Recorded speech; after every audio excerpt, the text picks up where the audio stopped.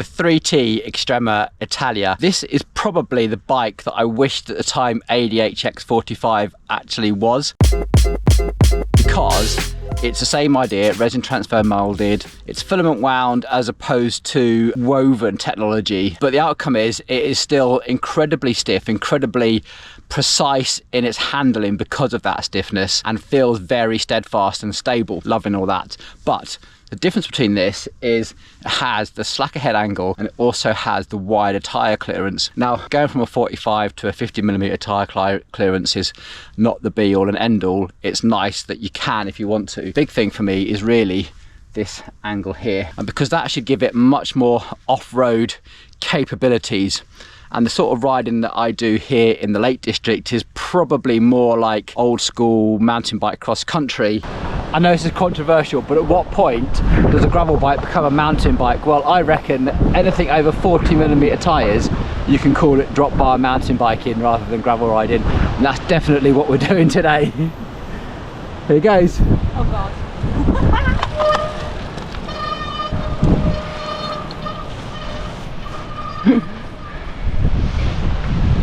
Go Vic!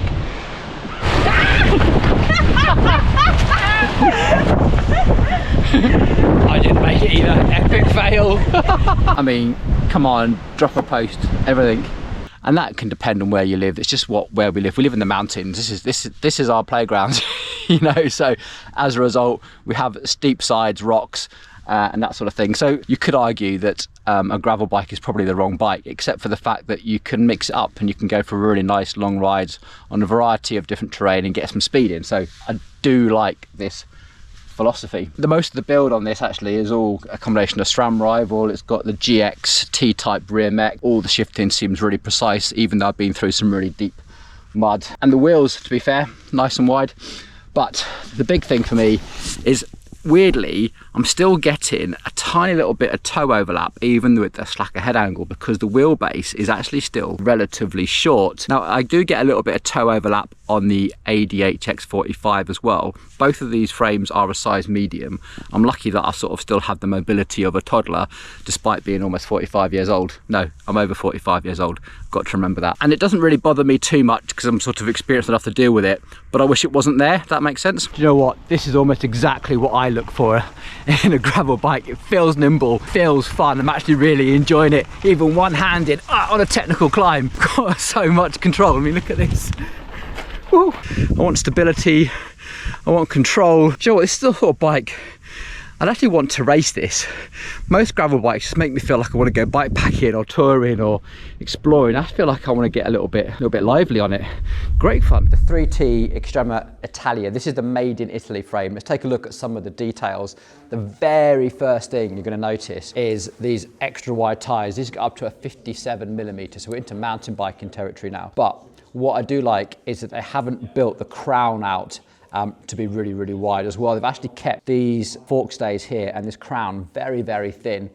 This, I hope, is the product of that resin transfer molded filament wound process that they use to make sure this is as stiff as possible without actually adding an awful lot of bulk. So we've got loads and loads of tyre clearance without loads and loads of bulk. Now, one of the things I have done is that the front brake mount is ever so slightly different. So normally we're used to seeing the two screw threads in here. This is actually designed around 160mm rotor, and the actual bolts go all the way through the fork here to create this. We've got mudguard mounts and we've got bottle cage mounts as well, if you're into that sort of thing. There is a fairly proprietary stem system on this. I'm going to show you more about this when we get to review the 3T Strada and the road bike. I don't particularly want to take this one apart because we can't really see all the carbon like we can do on the Strada. Don't worry, that video is definitely coming. But how all this is integrated is quite clever. So the two stem bolts at the back here, the big compression nut is actually built into the stem. You can buy 3T stems that work. I think you can also fit an off-market one as well if you want to, but I'll give you more details when we get into the Strada on that. Now, the big thing with this really is this massive fat down tube. This is the one that you can see all the filament winding on the Strada. This makes this incredibly stiff to ride. It really does feel very confidence inspiring. It feels really robust when you're riding. It's a fresh, in fact, very fresh new day. I'm out with Vic today on her ADHX45, so I can show you some comparisons in geometry, but I just want to show you some of the features. Now I've had a chance to go back and look at the geometry chart and work out some of the key differences. So the main thing is change day gets a little bit long, like 7 mil, so they have pushed that out a little bit to accommodate that rear tyre and add some stability, remember. But also the front centre, which is from the bottom bracket to the front axle, goes out by more like 15 millimeters, and most of that comes from this slack head angle, which also results in this gap here being significantly more tyre clearance, so that's quite nice. Now another key thing that they've done is that they've lowered the bottom bracket height. So if you drew a line between the axles and then measured how far below that line the bottom bracket was, this would actually be a little bit lower, but because it has got thicker tyres on, the actual height that the bottom bracket is above the ground is about the same as an ADH X45, so keeps things relatively the same. What I am finding on this is it's been fitted with 172.5mm cranks, which is really long for anything that I do off-road. Most of my mountain bikes are on 160s or 165, so I am getting the occasional pedal strike. Just go show you've got a custom build. Anyway, let's take a quick look at Vic's bike just to remind us. Hey Vic. So Vic had her bike custom painted, remember? And the reason I'm comparing these two is because they are both resin transfer moulded. They are both made in Europe. This one's made in Slovakia, the 3T is made in Italy, and they're both about £3,500 and designed to be really stiff and durable. But Vic's bike is a size small here, which has got the slacker head angle than the size medium and above. So there's still a case for, if you are a size small, I think you should still definitely consider this for off-road use. You're doing pretty well with it. I love it, 100%. I think everyone knows it if they know the channel. Yeah. Big fan. And maybe if you're a taller person, I'm 182 centimeters, and you want that extra wheelbase, then maybe the 3T is worth a look, and therefore you're not sacrificing that whole made in Europe, resin transfer moulded sort of quality. Right, onwards.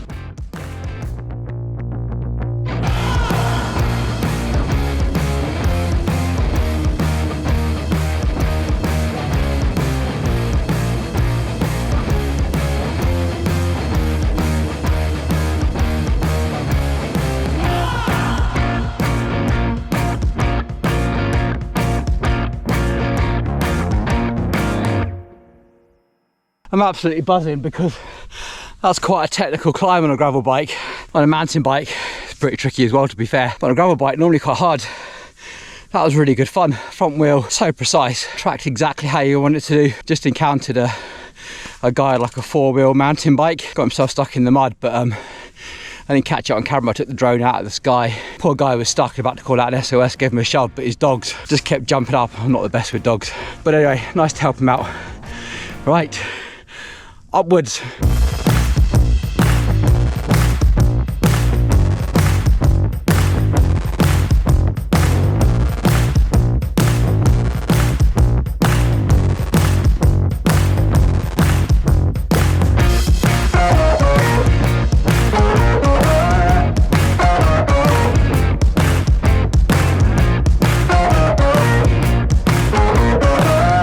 Super fun descent, very capable bike. Maybe not so much the tyres. The last time I came down here was on a mountain bike, proper big, like 2.6 wide tyres. Almost forgot that I had like these Continental Race Kings. Still actually a pretty good race cross-country tyre, but definitely not a mud tyre. Anyway, just added to the fun, right? Almost there, and this is the sort of descent this bike should excel at, with that slacker head angle, wider tyres.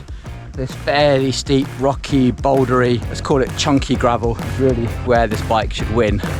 Right, let's see if it does or not.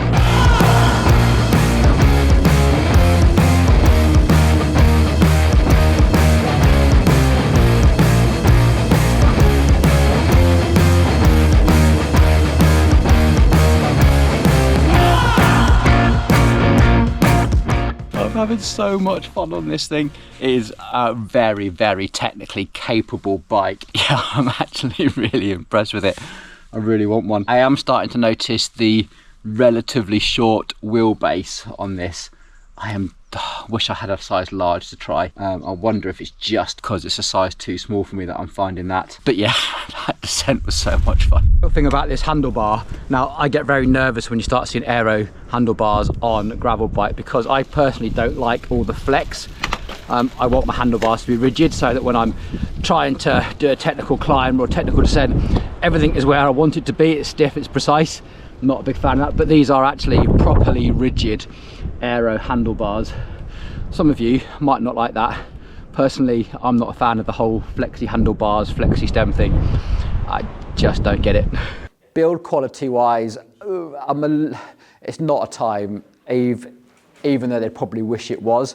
The paintwork is nowhere near as good. You can see where it's flaked off in a couple of bits, whereas the clear coat and the paintwork on my time is amazing. I've literally hammered that across trails. There's no frame protection on it or anything, and you polish that up and it looks as fresh as the day it came out of the box, whereas this is already a little bit battle scarred. So the paintwork's nice, but it's definitely not what I'd call, you know, as robust or as high quality as the time back there. But I can't think of anything else in the market that I've ridden that feels as sure-footed and as confidence-inspiring as this and the time. So final thoughts in on the 3T Extrema Italia. Really enjoying this frame.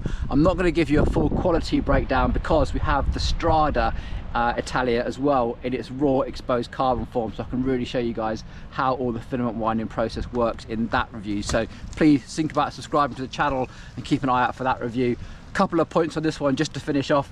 You can do a 2x setup on this. It does have the front mech mounts, but I think because of the wide tyres, it's probably only going to work with the SRAM dub wide. I'm not sure how well the GRX system would work on this, but also because it has that SRAM UDH, and you can get the T-type rear derailleur on there, which is a massive big feature for a bike like this. I think I would probably consider a T-type sort of mullet setup with this.